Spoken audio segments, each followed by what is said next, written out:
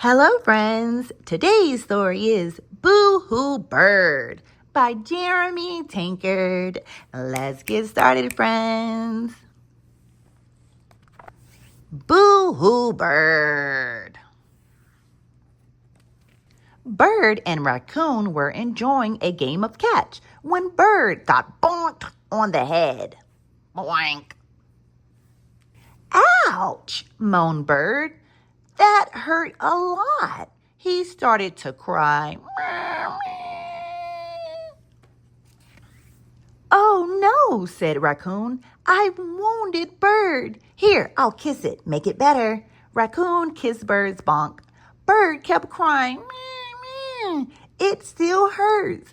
I'm sorry, said Raccoon. Let's see if Rabbit can help.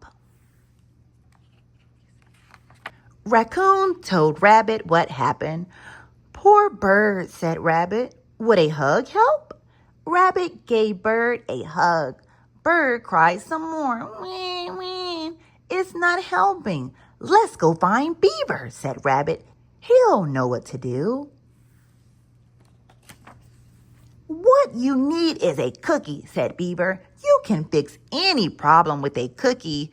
Beaver gave Bird a cookie. Bird cried louder. Wah, wah. I think I'm getting dizzy. Let's ask Sheep what to do, said Beaver. She's full of ideas.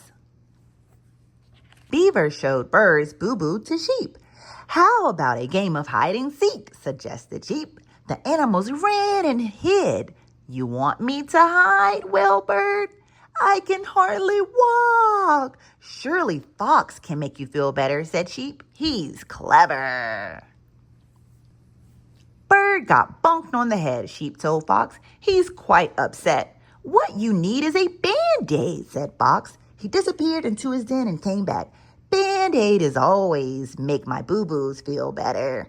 Fox put the Band-Aid on Bird's head.